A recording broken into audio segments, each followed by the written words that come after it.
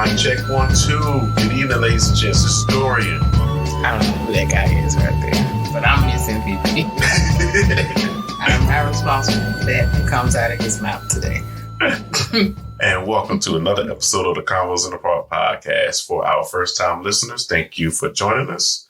And for our continued listeners, we greatly appreciate y'all coming back and enjoying our content. Howdy. If you like what you hear, please make sure you subscribe to the YouTube channel or follow us on all of the socials: Facebook, TikTok, Instagram, Twitter, MySpace, Black Planet.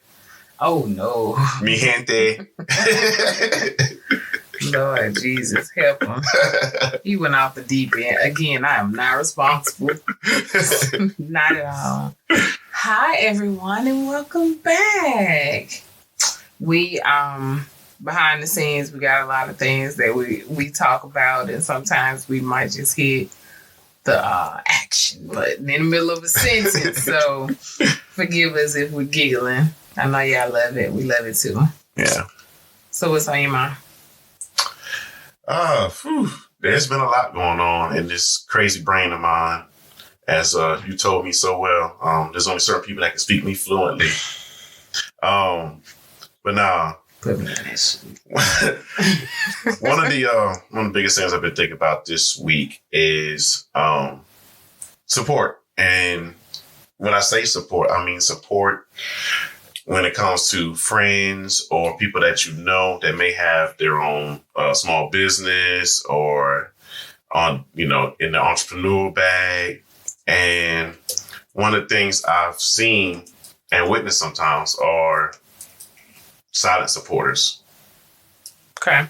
And when I say silent supporters, we always, especially in this day and age with content creators and influencers and things like that, it's always, like, share, comment, share with your friends and everything else. But you get those people that will support you in the shadows and, or they may message you or send you a message or call you, directly and say, hey, I like what you're doing. Keep it going. But, you won't see any of that same support on the social media side, which could lead to more people listening or gathering more traction in that way. And I just wanted to get your ideas on that. I have a limited amount of friends. We know. We know your circle is small. We get it. This is by choice, not by force. But that goes to, I guess you're speaking of like extended friends or associates. Extended friends, associates, and sometimes even close friends. Yeah, I mean, I guess sometimes also too people think that they don't want to be a burden to friends to say, hey, can you help me do X, Y, Z? Or you just don't, they just don't want to seem bothered or obligated. I feel like if your friends really truly love you and your close friends, right, they're going to be there pushing you and in your business and wanting to know what the next step is. And if you need any help, for true friends, not to kind of gain anything, but to see you happy. Yeah. Like when, I don't fuck around with social media like that. We know. But when I do social media, it seems like you can find, friends of friends, but it seems like when you have your social network of friends, they support you a little bit more than the people who you actually have known for years. So yeah. I don't know. I don't like nobody for real. And sometimes they just don't get it. They just don't understand what's the next step that you need. Right. And even when, like, let's say, even when I first started with the Convos in the Park YouTube content, I would post on Facebook, hey, I post content and I would say, if you like what you're seeing, please share. And, even if they may like it, it doesn't, to me, I think it doesn't take as much to say, hey, to add it to your, post or something, I like what this person is doing. If you feel the same, if you have the same kind of mind width as me, take a listen, see what you think. Yeah. Like, to me, I don't think that is hard. And even when I have friends that do certain things, even if I may not wholly agree with maybe the things that they're doing or the business that they have, I will still take the time to at least hit the like button. Or if they're selling something. Is it a genuine like? Yeah. Okay. Yeah, it's a genuine like. It's not like, because if you got some bullshit, I'm going to tell you. That's just the kind of friend I am. Right. But again, if someone is doing something, and I always feel like we need to support each other. Yeah. But we also need to be critical and critique each other to a point to where it's healthy. Right. And not to the point to where it's demeaning. Yeah. Because going back to what I just said, if you got some BS floating out there, I'm not going to tell you, yes, it's good. I'm like, no. Like, when I bake, I literally want you to cut the cake in front of me and taste it. But I know you can't always do that. You know what I'm saying? Yeah. So I'll call you, hey, blah, blah, blah, blah. This one person, I made a coconut cake for. I did a layered coconut cake for him. I'm allergic to coconuts. I can't taste shit. And I told him, I said, if it's wrong, I will genuinely try to remake it again or give you your money back, whichever one you want. Yeah. He called me and said, that's the best cake he had. He said, on him and his daughter, they eat that coconut cake. He was like, it was the best coconut he had. You know what I'm saying? I want you to tell me, even if I say, hey, look, I tweaked this little bit in the recipe. Let me know if you like it or not. Next time I'll change it back. Tell me. I'm going to tell you because I want you to do better. Yeah. So some people aren't like that. I guess they're afraid of that some things are going to hurt their feelings. Like some of these people who are, and I'm sorry if I hurt anybody's feelings, but some of these people who... No, you're not. I am, okay. Because as an artist, you're sensitive, but you're also your biggest critic. Yeah. You don't want anybody to not like your stuff because this is your passion. Some of these people that are this bubblegum rap, they have too many yes men in that corner. That's obvious. And I'm not saying that they're failing or anything like that, because somebody's listening to it because it's coming more frequently. But they need to be, I guess, not so many yes men in the corner. No, yeah. I to share agree. And help them do things. And it may be that it has transitioned to the point to this is the best that genre is going to get. I have no idea. However, some of these people who are cheering on the wrong people for the wrong things, like we were just talking about Dave Chappelle, how they want to cancel him. I get it how they want to cancel him, but I also get like, man, fuck that. That's Dave Chappelle. We already know he is. What he gonna say? You know what I'm saying? Like, they had, was it you I was talking to about the news anchors? Yeah. Okay, so the two news anchors that got fired and their manager, I want to say it was in Kentucky. I'll verify the location in a minute. They had Afro wigs on back to the 70s on the first day of fall, saying, hey, getting rid of the summer. We're going back to the 70s, blah, blah, blah, blah. And people took it the wrong way, like he was being, or they were being racist. But in actuality, he's like, we're just going back to the 70s. We're getting rid of the 90s and 100-degree weather. We're going back to the 70s to cool off. I understood what they were trying to translate.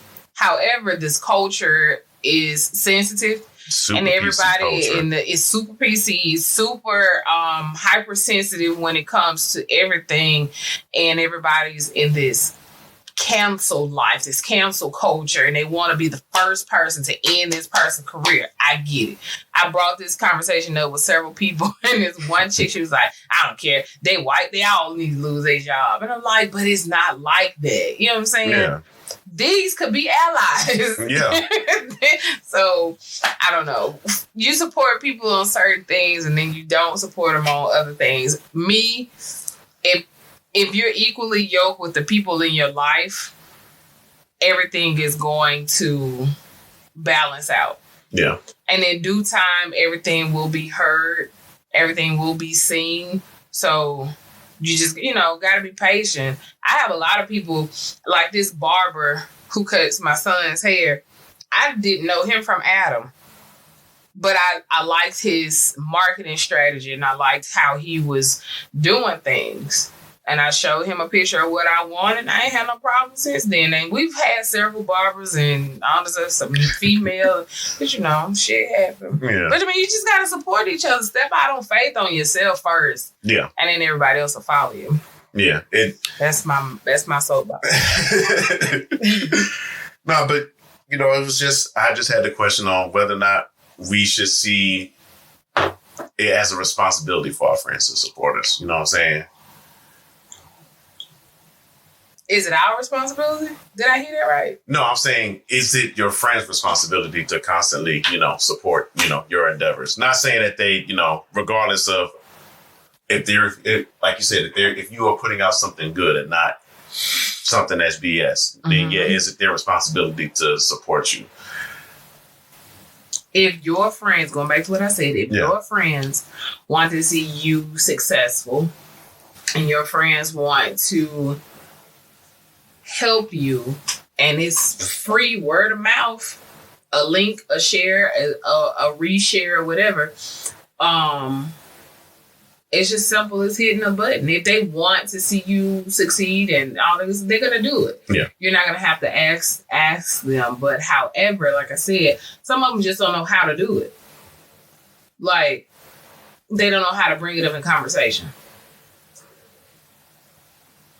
I get what you're saying. Because depending on the business. Yeah. Because even with me, for myself, I do have a tendency sometimes to I can see those opportunities where I could mention the podcast, to someone in a conversation, but I find myself sometimes not. And it's not because I don't have confidence in the product that we're putting out. I do. But I guess that's that little bit of awkwardness with me to try to bring certain things out. What did you say? No, I said that. I ain't saying that. Right. Yeah, I mean, you don't want to feel like you are oversharing or over marketing. I get it. But that's a part of sales. Every job that I've had, every career that I've ventured out to, want to put me in sales. I have a sales mindset. If you go out there, like say for instance, 5. For every 5 opportunities, there's going to be 1. For every 10, there's going to be 2. You know what I'm saying? Yeah. And for every listen that we get or share that we get, there's going to be 1 new person. If we somebody share 30 times, we'll get 1 person. And then that's, it builds off of that. Like this blogger that I used to read like religiously. He's retired now. He works for Complex. It was Naked with Socks On. That was the name of the blog. Interesting. That was the name of the blog. Was it a sex blog? No. Like, I pulled it up earlier because I hadn't read it in a while. Mm-hmm. And he doesn't have it. It's not as active anymore. He has his own little website or whatever. But he hadn't been on Twitter since January. You know what I'm saying? So brand content at Complex. Okay. So, managing director. So it's everything. Got hip hop on here, food, just random stuff. Talking about shampoo. Like, nobody knows about this is in my circle. But that's my fault, because if I like it, I should have said something. Yeah. Who knows? I get you. But I don't think, like I said, if it's something that they like, they're gonna do it. If it's something they don't like, they should do it anyway, because there's somebody out there that might like it. So. Okay. Yeah, it's just, like I said, it's just something that I've been thinking about, because even when I have some of my other friends, I have no friends, hello. Oh yeah, I do. Anyways, no, like I got a bro that does photography, very good at it, and whenever he posts a photo or shares his own thing, I'm quick to share it on Facebook, like it on Instagram, just to show that I support. And even with family members that do certain things, I'm like, same thing. If I see it, I share it. Because I know that, again, we may have the same circle, but it could be someone else, could be that one military friend that likes it, that may be able to, go with their services or something to that effect. So I always think that, we can always reach that one extra person with a little effort. Of course. By all means. Definitely. I was looking up some things yesterday. I was talking to you about it. And I love books. Yes. So what is the one book that you've heard of and or read that you want to see become a movie? That's a tough one, because most of the books that I've read and enjoyed have already become movies. Lord of the Rings. I'm gonna watch that one day. Shit. That's on my list, believe it or not. Ready Player One has become a movie.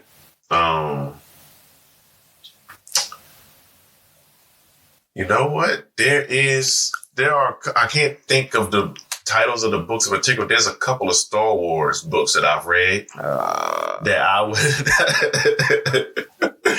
would not mind becoming Star movies. Wars have books. Yes, they have a whole extended universe in books and comics. I'm gonna watch it one day. Yeah, anything as far as books that I haven't read any fictional books lately that I can think of that I would like to see a movie, because a lot of books I've been reading lately have been motivational or something to that aspect. Oh, they do it like a whole series. Yes. It's a lot of this shit up here. Okay. Star Trek books. Yeah, Star Trek has a extended universe. I don't think there's not any big commercial franchise that does not have an extended universe in books. I know for the World of Warcraft people, there's plenty of books extending the lore, behind that universe and things like that, even with certain games like EverQuest. I'm sorry. So, but yeah, other than that, I can't think of a book that I wouldn't mind seeing as a movie. What about you?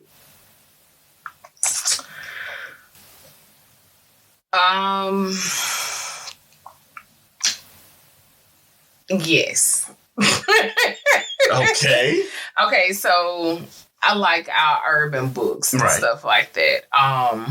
We have an author who's gonna be on the show in the next couple days. Tamika Newhouse. She has a book that I would like to see as a movie, and Ashley Antoinette has a series of books that I would love to see a movie. I wouldn't want to see The Prada Plan as a movie.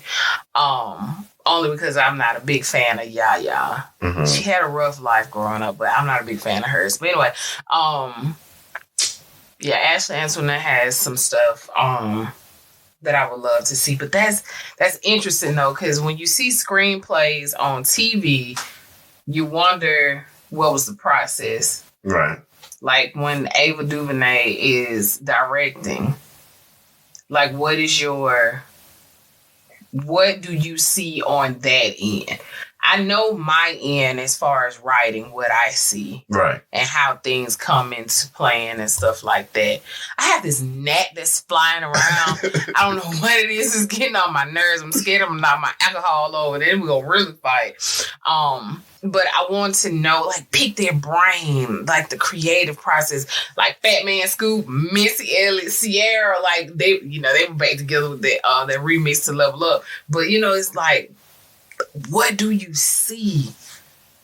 Like you get tunnel vision. I don't know. I can talk about that all day. Next. Screw y'all. Listen, y'all. Talk about me. We went to the dog park today, and I saw the cutest little dog. Mm-hmm. It was 5 different breeds in that dog. She was a terrier, boxer, Pekingese, Chihuahua, Chow Chow. I'm like, she was beautiful. Her face, I don't know how we got from boots to dog. Her face was like almost like a boxer terrier face almost. Okay. Her tail was Pekingese. You could tell her tongue was Chow Chow. Like she was gorgeous. And she was white and tan. So like the perfect mutant dog. She was short, like the perfect size. She was short, but still tall. She had a little twist on her walk too. I wish I would have had a picture of it. She was gorgeous. Gorgeous. They only had her for a couple months though. So yeah. I love doggies. Yeah, there's nothing wrong with doggies. My 2 little bitches. Well, they are the female dogs. Yes, they are. I said nothing of the disrespect. Are you ready for Halloween? You doing anything fancy for Halloween? No, I've been off Halloween for the last couple of years. And what's surprising is I haven't even, my daughter hasn't even mentioned anything about Halloween. She's so cool. No, because when I had her, the last time I had her around Halloween time, she was all for it. She was, picking out costumes and everything else. But yeah, she has not mentioned a costume. She has not mentioned anything about Halloween. Has not mentioned anything about trick-or-treating. So Halloween is on a Sunday this year. Yeah, it is. So I know she's definitely probably going to be off it. And I know that I will 9 times out of 10 be working on Halloween. So it ain't going to bother me if she doesn't want to participate. Well, I'm trying to see, did I trick or treat around that age? I think it was a bunch of us because it was in our little subdivision. It was 3 dead ends that was right there, so we didn't do a whole lot of talking. I mean, trick or treat. We did a lot of just dressing up and going to harass folks, but paper toweling people, not paper towel, toilet paper, TPing people's houses and stuff. Oh no! Oh, see, I never really. I won't say I never really cared for Halloween. But I know as a teenager, I had to do a lot of dodging because in my neighborhood, people were quick to throw the eggs. Yeah, we ain't wasting no food. Shit. We ain't wasting no food. I don't know. They were, yeah. Look, y'all grew up in Brooklyn wasting food and shit, feeding the rats. That's why they humongous now. No, hell no. But no, we didn't really do all of that. We actually had a pretty decent little neighborhood growing up. Oh, look at you. Yeah, we were tight. I mean, hell, all of us still damn near talk to each other now. That's special. It's very special. It is, truthfully, because I can't think of I take that back. I can't think of anyone that I grew up around on the same block of Hart Street when I grew up in Brooklyn. I can't think of anyone that I stay in constant contact with now. At all. Constant contact? No. But not even like constant contact. Like, it's like the people that I know that I was close with, that I grew up with on Hart Street, it's been years. And when I say years, I'm talking about like since high school. That was the last time I've heard from any of them. Yeah, none of us went to high school together. I didn't go because I didn't want to go to. I felt like I wanted to enjoy a different high school. Mm-hmm. So I went to a different high school than everybody else. I got a whole nother transfer. I'm like, look, I live on the same street as y'all. I'm going to go to the same damn school. So yeah, I forged my own path, and there was one other guy who lived on the other side of the street, Jason. We went to the same high school, but everybody else went to Williamson. They went to the hood. They rode the bus and all that. Nope.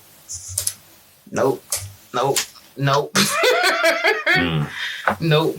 Yeah, because I want to say from elementary school, when I first moved to my school for the Enrichment and Talented program, I stayed with the same. You went where? Special needs school? No. What you said? I said because I transferred. I started off at the elementary school right across the street from my house. That's where I started my school. Real special needs. So, but after first grade, I took a test for a gifted program, and it was called Enriched and Talented. Enriched and Talented. Yes. Okay.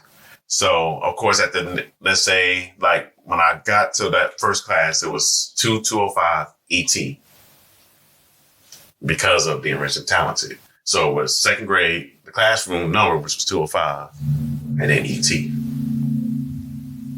Why are you giving me that look? Because I was trying to finish. Like, that's about what time you were supposed to be in there. It was 205. Shit, okay. No, 205 ETA. And that was called what? No, it was the Enriched and Talented program. But for second grade? Yeah. Okay. Because, it was second grade. Then it was always your grade, whatever room number that you were in. And then if you were part of the Enriched and Talented program, it was an ET at the end. Or if not, it was just the grade. I'm lost too, y'all. Don't worry about it. Anyways, the same group of people from that program I stayed with up until I got to high school. Like even in junior high school, they were around the same time. You're probably right. But again, just like you, once I got to high school, it was like a fresh slate. Didn't have to deal with some of the stuff I dealt with my 7th grade year. I think we talked about it previously, where I got into a fight with people because they was getting bullied. Aww. But yeah, once I got to high school, bullied for wearing them corduroys. That shit was so funny. You told me you always got your ass whooped for wearing corduroys. I hollered. Hell no. But no, once I got to high school, it was like fresh new slate, new area, new people, new experience, new wardrobe. Denim in the house. Shit. Well, yeah, I mean, because even then, like I said, just to go back to the whole Halloween thing, like my first little Nautica jacket that I loved, and then getting the white one. No. Oh. No, this was that one was I think it was blue, white, and green. But yeah, just Nautica was a shit back in the day. I don't care what y'all say. But just having that thing stained up with eggs, kind of ruined it. After that, I was just like, fuck Halloween. this year, trick or treat, Halloween, fell on the weekend. Big ghetto was a trick or treat in. Robbing little kids for bags. I'm doing getting egg. God damn. Okay, so I got a question. Okay. I love the 80s/90s, okay? If you could live in any time period in the world, or any time period in the world. Time period. Okay. What would it be? You can go all the way back to 1 AD or 1 BC or 1 CC or whatever the time frame. 90s. Why? The music, the culture, the movies, the TV. I mean, a lot of stuff in the 90s, at least to me, was groundbreaking. You know, of course, people were getting out of the high top fades and everything else. And like hip hop grew for me because we had Nas, we still got Nas. I know, but I'm saying Nas was coming out around that time. Biggie was coming out. Wu-Tang Clan was coming out. Nah, East Coast shit. Shut up. I'm sorry. Let me get. I'm sorry. Yes, I'm always gonna have an East Coast bias because I grew up there, and again, regardless. But I'm gonna talk my shit regardless. Of course, I know you will, and I'll always defend myself. But I mean, not just with hip hop, but you know, we had Uptown Comedy Club that was coming out on TV. We had In Living Color. And all those movies. And again, that was when Eddie Murphy was coming out with Boomerang and Harlem Nights and all that. So it's just like that era for me, just like it defines me. So yeah, for me to constantly relive that era, I wouldn't mind. You said the 90s? Yeah. Okay.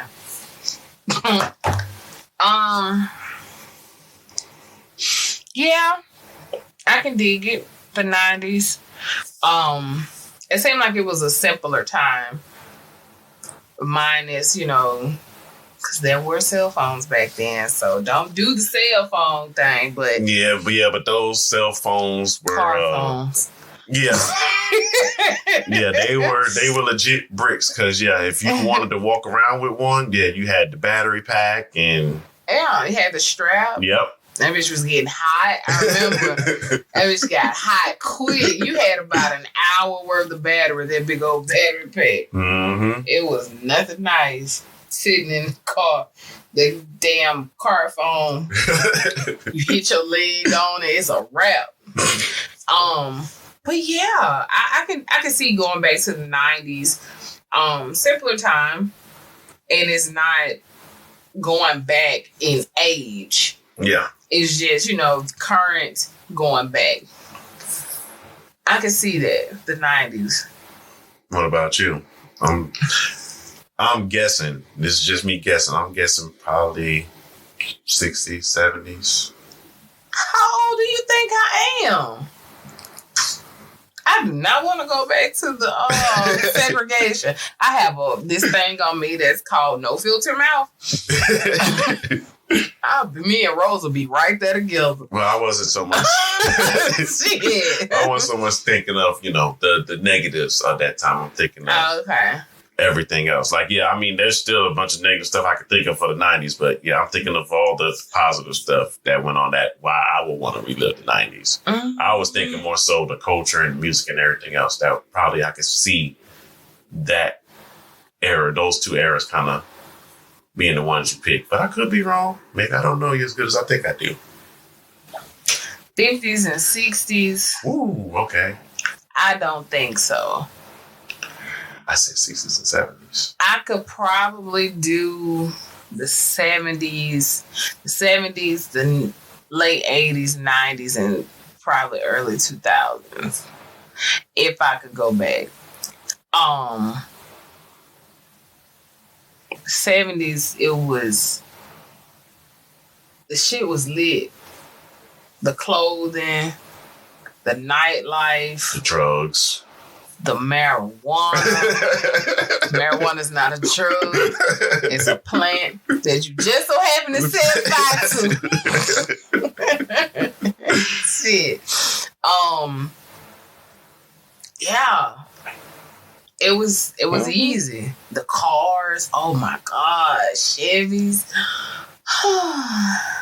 the Camaros, the Corvettes, the Malibus, the big body Continental T's. Them gas guzzlers. Shit. Them Continentals had no haps on the pocket, but gas was $89, $79, $1.09 for premium. Like, I can afford that. Yes. I pulled up to me and Candace was talking about that yesterday. She was like, how much is gas there? And I was like, I don't know. She was like, it's like such and such here. And I was like, listen, I go to the same 2 gas stations. I just pull up and get gas. I don't even look at the price anymore because I need it any damn way. Looking at it and debating on what you gonna do. Go to another one across the way that's 2 cents cheaper. You to burn $3 worth of gas getting over there. Nah, some people will do it. That's like when I was going grocery shopping with my mother last Saturday. That line for I went to Sam's. Yeah. That line for Sam's gas station. It's always booming. Sam's and Costco. Yeah, because they just about the cheapest gas you can get in town right now. That shit burns so fast in my car. Nope. I pulled over there one day. I was mad as hell too. It was early. I had just dropped the kids off at school and I whipped over at Costco and it was time for my membership to be due. Mm-hmm. But luckily, my bank don't let them do that. So it declines everything. So I was like, damn, I can't get no gas. Now I got to go to another damn gas station. But yeah, I had got in there early. As soon as I got there, it was like 12 cars that pulled up behind me. I was like, oh. It's always booming. But yeah, I can see myself going back. Just, try different things, try new things. Definitely endure some adult things that I did not endure in the 90s. Yeah. That'd be a sight to see. For me, anyway. Yeah, I can see you with a big old Angela Davis fro. I'm just saying. Angela Davis had a very nice afro. Yes, she did. Did not know. Yes, she did. No, I don't know how to tame my hair like that. We just discussed my hair, asshole.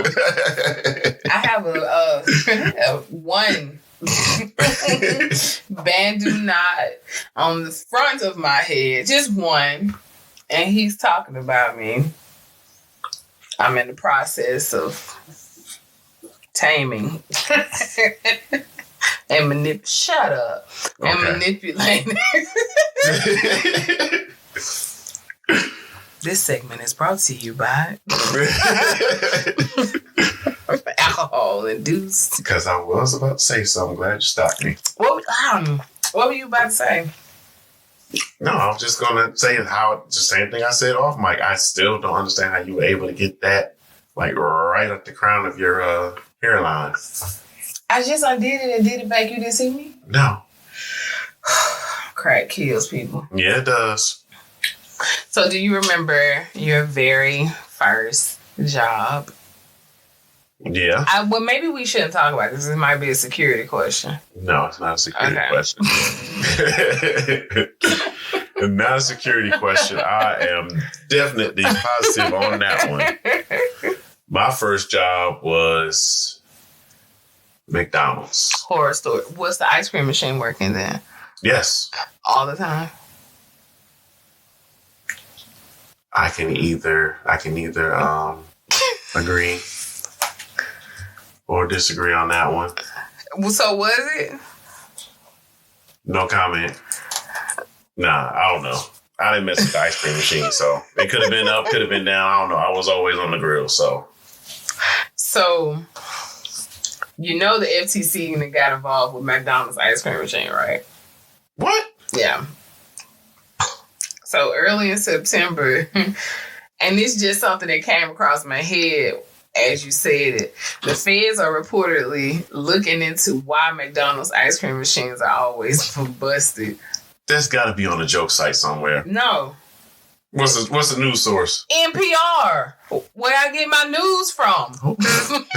Shit. NPR. Yeah, it says, I scream, you scream, we all scream. By now we all know, the connoisseur fast food giants always saying that their ice cream machine is out, blah, blah, blah, blah. But their the Biden administration is looking more closely at the manufacturers, trying to see what the manufacturers doing. But I still don't think that they're gonna fix this shit. That's something else when the Biden administration is looking into an ice cream machine. The manufacturer. Regardless, all the stuff we got going on in this nation, and we're going to devote some government funds to figure out why a company's ice cream machine, well, the manufacturers of the ice cream machine. Yeah, because if it's a hoax that the manufacturer is getting government grants, that's that's something more deep, but yeah. I don't care. But that just goes back to just like all these Black and indigenous women and men are missing. Gabby Petito go missing. She gets all the attention. But Jelani, he was missing, and a couple more other people were missing. Yeah. They barely got coverage. You know what I'm saying? Yeah. So it's the national attention goes to where that one person that quote unquote matters, like somebody got denied a fucking ice cream cone at more than one McDonald's this summer and they got pissed. And now they got somebody involved to see what's going on. So now. Yeah, I get that. But, to your point about the coverage and the people missing, like, if we're just going to dive into the deeper, darker criminal link on that one, like, we already know, and it's sad to even say this, but we know that the loss of Black and brown people are not going to be that much of a big deal because that's something that the media does not, want to cover unless it was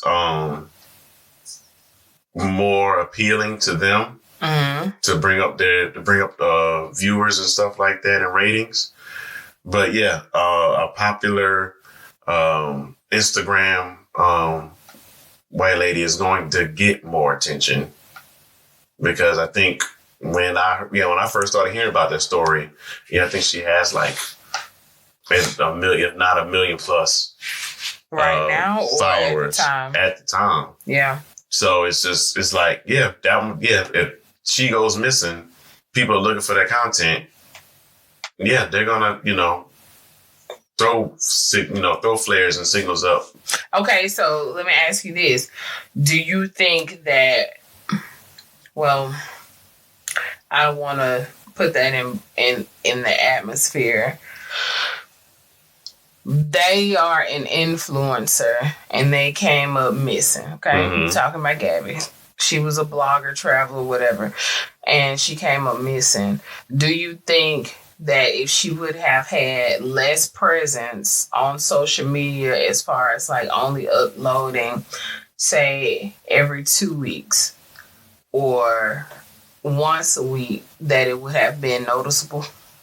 But because she did it several times a day, what do you think? I think, it's because of the flood of content that it became noticeable. I think if it was a lot less, I don't think it would have picked up as much traction as it did. Mm-hmm. But that goes to I guess you could say sort of the addiction we have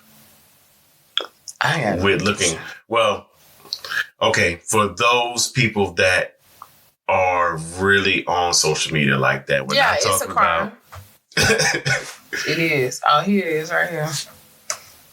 So, yeah, for those people that are really attracted to social media and that's part of their lifeline, then yeah, it's going to be something that's noticeable. For someone like you that is not on social media as much, yeah, it's probably not going to gain traction unless it hits your Twitter feed somewhere. Yeah, like I didn't even know Facebook had went down the other day. Yeah. Somebody told me, I was like, what? All right. Yeah, because like even Twitter wasn't down. No, Twitter was not down. But yeah, like even with that, I thought something was up. I was just thinking that because when I first saw Facebook go down, I was thinking, okay, well, I refreshed and it was the exact same feed. I was like, okay, well, maybe something's up. You know, maybe it could be cellular or something, you know, Wi-Fi or something. Then when I got on YouTube on my phone, it was just like, okay, then yeah, I guess Facebook is down. YouTube was down too? No. Oh. Okay. YouTube was up. I was just saying, I figured it wasn't anything, you know, wrong cellular or Wi-Fi wise. Oh, okay, gotcha. With my phone because, again, YouTube was working. So I was like, okay, maybe Facebook's down. Not something that I'm going to do without and the world's going to end for me. Like, I use it to check on my friends and, of course, to, you know, promote the podcast. But, yeah, to say that it's something that I would, the world would end if I didn't have Facebook? No. So let me ask you this. Do you think that it's healthy for people to detach? Yes. Do you think that it should be a mandatory thing? At least once a month for all the social media platforms to go down for 5 hours? I do see that. But the way that it's built, they don't want that. Of course not. Because it's like Big Pharma. Because of the simple fact of they want people to stay on there. It's like with the way that they got the feed set up now and the algorithm set up for it. They're going to make sure that it's something that you see that is either going to draw some kind of emotion out of you. 9 times out of 10, maybe something, a negative emotion. So that way you'll stay on there to either comment or share something or scroll to find something else. So yeah, the way it's built, yeah, they want you to stay connected to it. And I think if I remember the news correctly, for that day that they were down, that Facebook, Instagram, and WhatsApp was down, they lost a ton of money. Yeah. So yeah, do I agree that, yeah, people should detach? Yeah. I mean, but that's like with any drug or anything else because, you know, people don't think about it. But yeah, looking for that, posting something to look for that like, to look for that share, to look for that comment. People are drawn to that. They are. It's become an addiction. So yeah, like I said, you're built differently. I'm built. I won't say that I'm built as different because I do like to be on social media, but it's not something to where it's the end all be all for me. I disconnected from Facebook because I was active in Facebook. I'm not going to say that I was just anti-social media at first. Yeah. But I used to be on Facebook, but my page was locked up. Like if we wasn't already friends, you ain't coming in there. Yeah. But I did it 1 year as during Lent. Okay. And I just came up off of it. 40 days. After the 40 days, I was like, shit, I ain't going back. And I stayed off of it for a while. After my son was born, I was on it for a minute and then I got off. Mm-hmm. You know, sitting at home during maternity leave, you really not doing too much. Yeah. But yeah, I think that everybody should do a cleanse. And you will see, not necessarily that your life is happier, but you can get things done. Yeah. I got wrapped back into the loop around the summertime when I was on TikTok real bad. Real bad. Like I'll be up 2-3 o'clock in the morning and I'll be like just scrolling. That's a rabbit hole. You can get stuck in TikTok land. Yeah. So I don't know. But to answer your question, when WhatsApp and Oculus and Facebook and Instagram and all of them were down, he lost, his fortune is now 117 billion. And he lost, I want to say close to 80 million. Hold on. Because if you lost 80 million, that is. What I mean, WhatsApp, Instagram, and Facebook all crashed. There is a conspiracy behind that too. What's the conspiracy? Oh, it happened right after the whistleblower. Oh, yeah. So they was like, okay, well, whistleblower saying all this information, take everything down. But which I think it was great. Don't let her get on Facebook and say anything else. I think it's great that she she's spoke up for mistreatment. Yeah. However, I don't think that they should let's see. Potential losses were it was an 8-figure number. Figured as much. I figured as much. Yeah, it was an 8-figure number. Say as much ad revenue comes through on, at least for Instagram and Facebook. Yeah, we talked about, not me and you, but me and someone else talked about that. Yeah. Yeah, so you're gonna lose a lot of, and a lot of people have their livelihood attached to Facebook and Instagram because that's how they get, a lot of their services out. So yeah, you got a lot of Google ads that run through there because you can Google something and it might take you to their Facebook page and all that. But that's just, that's just how the e-commerce system is. Yeah. It sucks though. I really did not know, and I'm not picking fun at anybody or anything like that. I just did not know. Yeah. And that wasn't on my list. I guess it goes when you, not to sound demeaning, if you a follower or if you set in your own path. That's true. Yeah, and because of that shutdown, that made me think about it myself. It's like, I do a lot of our promoting on Facebook and Instagram. So it's like, what if for some reason they go down, or even, let's say, it gets to even the bigger things, like let's say some of the DSPs go down, like Spotify or SoundCloud, or lo and behold, if Apple Podcasts go down, the world is going to come to an end. I don't have an Apple, nothing. That shit is not. For all you Apple people, I know it's going to be Apple services go down, the world's coming to an end. But on seriously, like if those things were to go down, like how would people that, genuinely enjoy our podcast listen to it?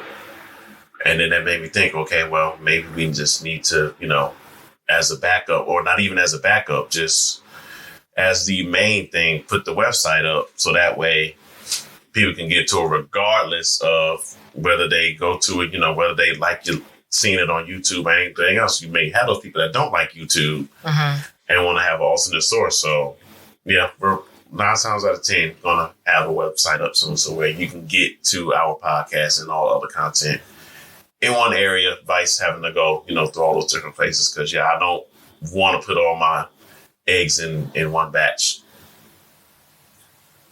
Of course not.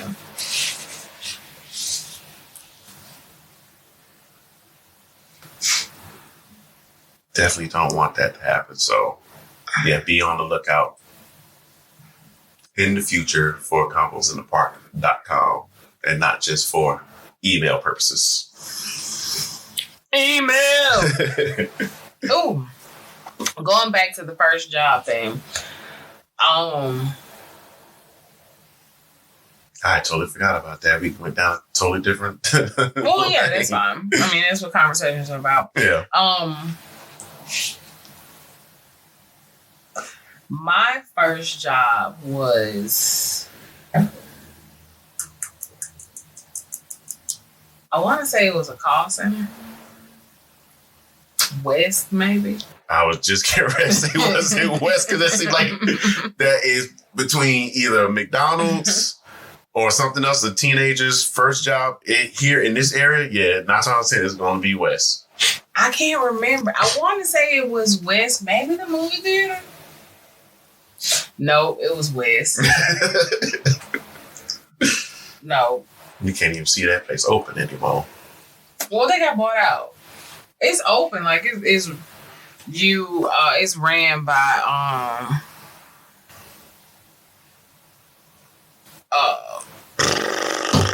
somebody. Hell, I don't fucking know. Yeah.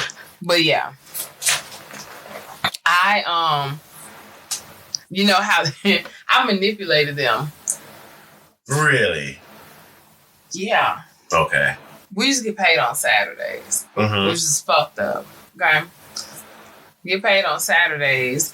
However, I used to tell them I had drill meets on Saturday and I couldn't work. Why you roll your eyes at me? So I used to come up there. This is before you still had checking accounts. Well, yeah. This is before direct deposit. I'll stand in line. Everybody's like, where's she going? Where's she? Like, I ain't working today. Can I get my check? You got to stand in line. They got to filter through. Sometimes they got your check. And I'm like, Nerd. Straight to the bank I go. Somewhere else I go. It wouldn't work. But we were talking about these people and kids not wanting to have jobs anymore. Yeah. They don't like, you're going call center, okay? They want you to be 18 now. I don't know why. But you can't just go out and, I'm not going to say get a job anymore, but some people just don't want to, and I don't understand it. Well, it's funny you brought that up, because even before I got here so we could record, I was having a conversation with my daughter about work and career paths, and yeah, she was asking questions about work and what she wanted to do, and it came to my surprise that she said she wanted to be a lawyer. I looked at her, I was like, I just didn't see that out of her. She argues a lot. I did not see that. The fuck? Yeah, she argues a lot, but I just counted that to, being a teenager. That was my career path. If I would have went to the military, straight attorney. But I could see it now because, she said that she wanted to be able to help people. I was like, well, I guess you could, but most people don't think of attorneys as so much helpful. It's more so shysters, but I guess, it's just the way that you kind of look at it. But, I mean, not to digress, but yeah, it's because of the way that companies treat, or, it's heard about how companies treat some of their employees. Because, I mean, in most states, the minimum wage is not that much. And then you got to battle that against the cost of living. Mm-hmm. So if you're making minimum wage and you live in a city like New York or, in LA, yeah, it's going to be hard for you to get by off minimum wage. And a lot of people don't want to go down that route anymore when they know that there are better alternatives, like being an influencer or starting your own pop-up shop or something. Of course. They have the way that I've been seeing it when I go to different job posts, just to gather research. They are giving them $20 to $25 an hour, but they're not working no more than 12 hours a week. Of course. So that's the counterpoint, yeah. They're giving you the money, but they're cutting your hours down drastically to the point to where you are making minimum wage. You know what I'm saying? Like, you have to go and pick up a second and third job, which I don't understand why people are so against second and third jobs, because between 20, my mama got sick when I was 21. So between 22 and 26, I always had two to three jobs at a time. It was times where I would go to work at 6 o'clock in the morning. I wouldn't get home till 11 o'clock at night because that's just what it is. I wasn't necessarily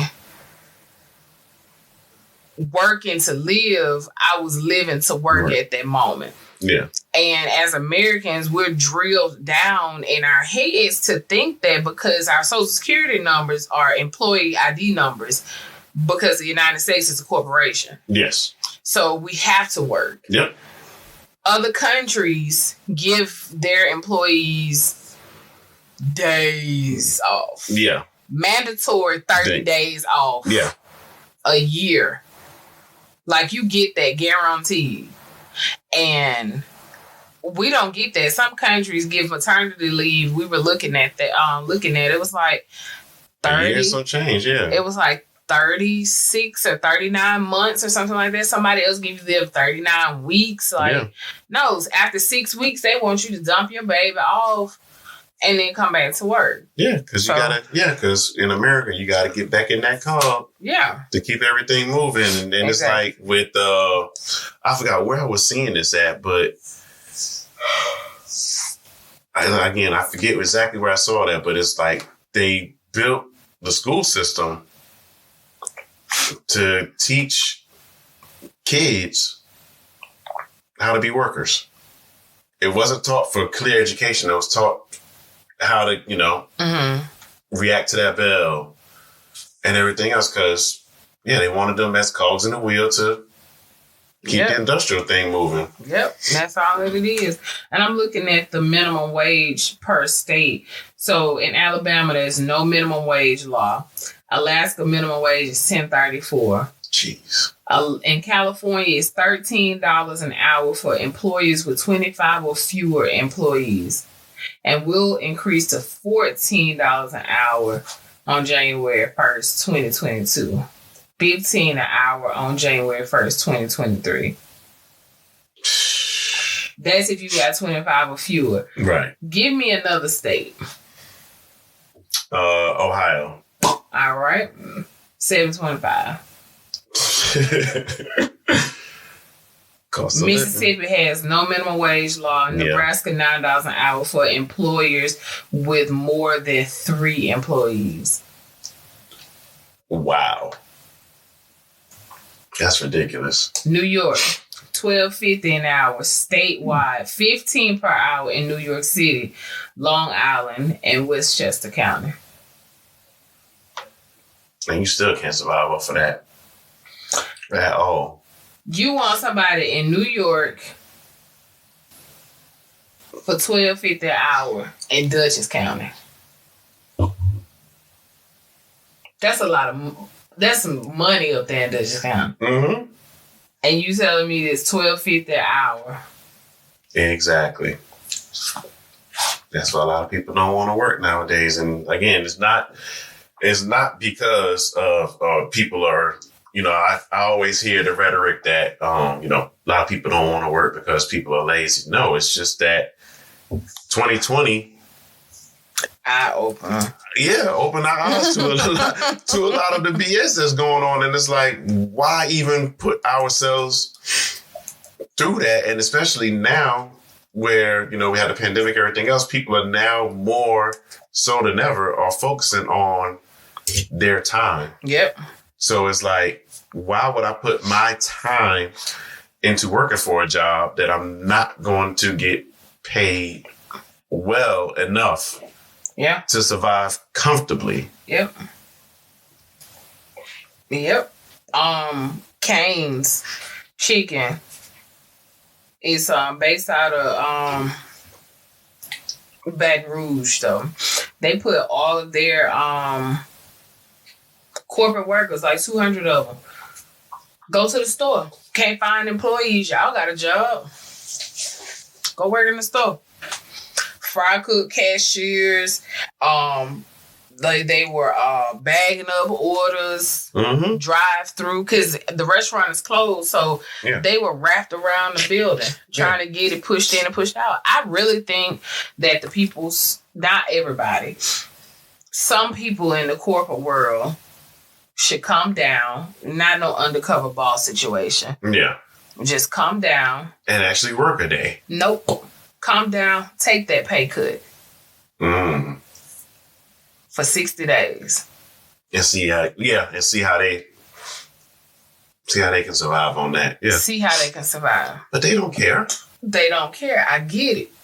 But if you say that you can survive off that 60 days, that's your permanent pay cut. Gone on. But then where would the rest of that money go? To the people who actually need it. Senators. There's no way that these senators need this amount of money. For instance, Pastor Joel Osteen got to pay back $4.4 million that they got from the PPP, right? Mm-hmm. They said that he didn't take any of the money. It was like 3.82 was given to their employees across all their churches, and they have, the production studios and stuff like that to pay their wages and stuff. Yeah. You got the cleaning staff, the nursery, all of that. It's a mega church. You got a lot of employees. Mm-hmm. I get it. And everybody was shut down churches was shut down for what, like 9 months, 8 months? If not that, if not longer. So I get it. He has a $222,000 salary a year that the church pays him. They said that he hadn't taken it, right? Why he need that much? He has book deals and TV deals. He shouldn't even be taking a salary from the church. They said he wouldn't. But why you gotta make that much? Okay? I get it. He's the leader of the flock. I get it. Marketing, advertising, all that. You're the face of this. I get it. But why senators got to make that much? You're working for the people. You know what I'm saying? Mm-hmm. But you want to cut back every type of program that's utilized to help people while you are in the top 5%. Yeah. It's the same, like we've been saying on this podcast for the longest. America's a corporation. The only people that are going to care are the people at the top. And the only thing that they're looking for are more ways to make more money, even if it means downplaying the people below them. Yeah. It makes absolutely no sense. And I get it that they have different people that they have to pay. They have to pay for their personal security, and they have to pay for this and that. But Puerto Rico, let's see, the salary of a Congress member varies based on their job. Most senators, representatives, delegates, and resident commissioners from Puerto Rico make a salary of $174,000 a year. Okay? I guarantee you, they take a quarter of their salary and cut it back. They can pay teachers more in each state. Oh, yeah, guaranteed. They make $174,000. Teachers may make, if they make 50, it's a lot of money. Yeah, I completely agree. That's disrespect. Oh, well, I mean, but not only that, but they make that during their term, but they also get more money even after they serve. Yeah, I'm gonna have to look in that. I think they get like free medical care and all that good stuff after their. They get a whole bunch of benefits and everything else after they've served. And that's even though I am military, like I do not agree with the way that the government is ran at all.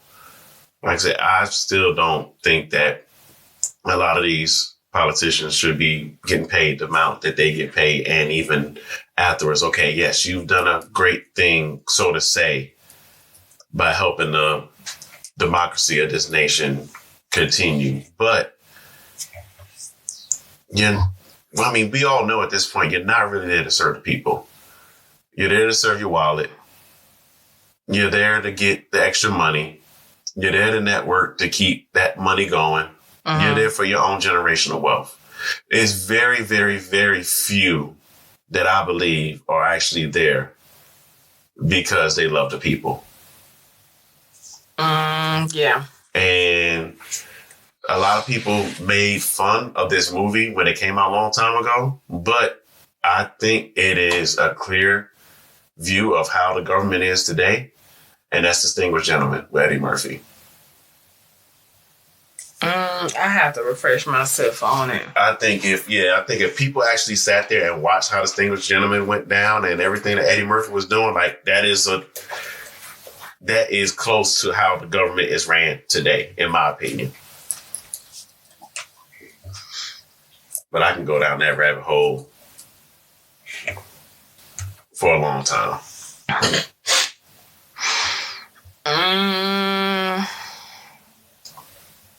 I was looking up the movie.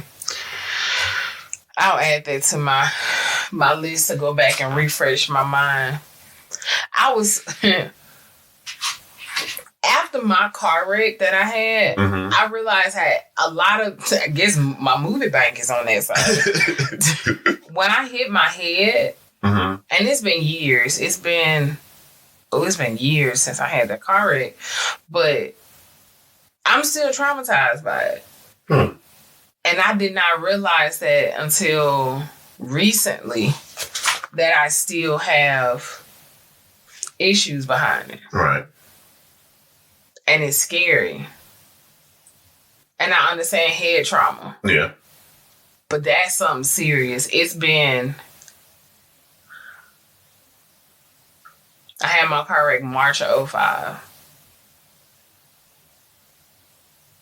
That was 5 months before Hurricane Katrina. Yeah. Can't remember shit at the time. Well, I'm not going to say that, but my movie bank side. It must have got rattled. Yeah, but okay, I see that. Shirley, Ralph. Okay.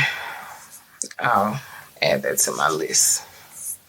Yeah, like I said, when it first came out, a lot of people saw it as a farce of how government is done. But, I mean, if you look at a lot of things in that movie and just dissect it and take it for what it is and not try to look at it all together, then, it would definitely be a play on how the government is running today. But, I think that'll do it for us, Miss MVP. Oh, really? Yeah. Okay. I mean, unless you got anything else that, that's pertinent that you need to speak on. I always have stuff to speak on. Anytime I open my mouth, it's worth listening to. How about that, sir? I get it. All right. As always, if you like what you heard or you have your comments or you have something that you want to share with us, you can always hit us up at parkbench@convosinthepark.com. Again, that is parkbench@convosinthepark.com. Or you can add comments or hit us up at any of the social medias. That would be Facebook, TikTok, Instagram, Twitter, even working on a LinkedIn page. So all you professionals out there, you'll be able to reach out to us as well. So you're saying professionals are not on Facebook and Twitter? And I'm saying that they are, but I mean, LinkedIn is more so for... I can't believe you said that answer that. Oh, I'm an asshole sometimes. Anyways. And closing. As always, have you had that convo yet? Why not? Hey, I ain't ready yet. Oh my goodness. Okay. I'm just fine. Bye, y'all. Catch y'all next time. Peace.